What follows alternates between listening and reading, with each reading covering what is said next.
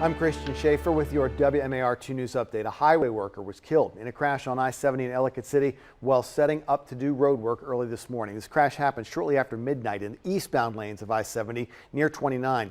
Police say several highway workers were getting ready to work on that highway when a Jeep slammed into the back of their truck. The victim has been identified as 34-year-old Christopher Marsden of New Jersey.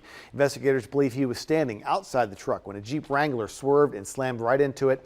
Two other men from that crew were also injured, along with the man who was driving that Jeep. He could face criminal charges in connection with the crash. State police are investigating whether alcohol or some kind of distraction played a role in that crash on 70 this morning. Police in Bel Air are working to find a driver who struck and killed a man and then drove away. Happened just before 1 o'clock Wednesday morning on South Main Street between Office Street and Pennsylvania Avenue. The victim's name is Alex Laurie. Now, some witnesses say he may have been trying to break up a fight when he was pushed out into the road. That's where he was hit and dragged 100 feet by a dark-colored pickup truck, which did not stay at that scene. Detectives are now reviewing video from surveillance cameras in that area as they look for that truck. The ACLU is demanding answers after a man was critically injured after police in Baltimore City shot him. This was a shooting early Wednesday morning inside of a home on Falkirk Road near Good Samaritan Hospital in Northeast Baltimore. Officers responded to a call from family members about a man having a behavioral crisis at that home.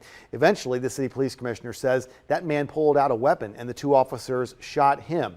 The ACLU of Maryland released a statement about that shooting later on Wednesday, saying that that man's family wanted paramedics to respond to the home, not police.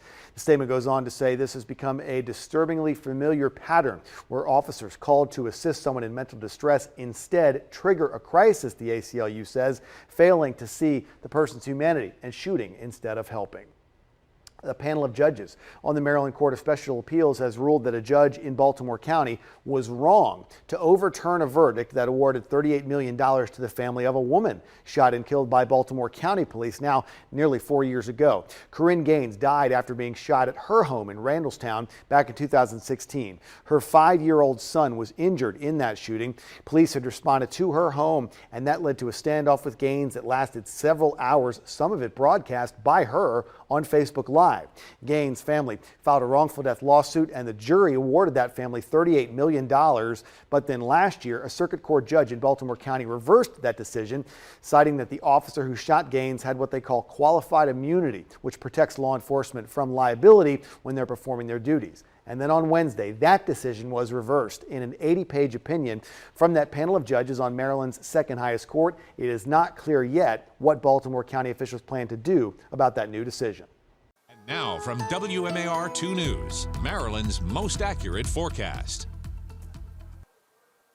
Happy Thursday, everyone. On this Thursday, we are tracking ample sunshine out there. We're also going to be tracking those temperatures that are above average, and then we track some scattered showers and thunderstorms as we head into the 4th of July. With that said, don't let that make you nervous. You don't have to cancel any plans. Just keep your eye to the sky. Again, the key word will be scattered in nature. We will have plenty of dry time on your 4th of July as well. The muggy meter will continue to go up, especially as we head towards your Saturday, and then it'll stay up as we go into the beginning of next week as well. This afternoon, we will be on the humid side of things. This is what we're working with as we go throughout the day. High pressure, and that's why we do see plenty of sunshine out there. With that said, we will have a backdoor cold front that tries to move through the area tomorrow, and we could see a few spotty showers, but mainly dry with plenty of sunshine coming in throughout the day. So with all that sunshine today and tomorrow, and even as we head into your Saturday, the UV index is going to be very high. So make sure you do grab the SPF 30 or higher, because you can get burned in about 15 to 25 minutes. Also, make sure you have that wide brim hat,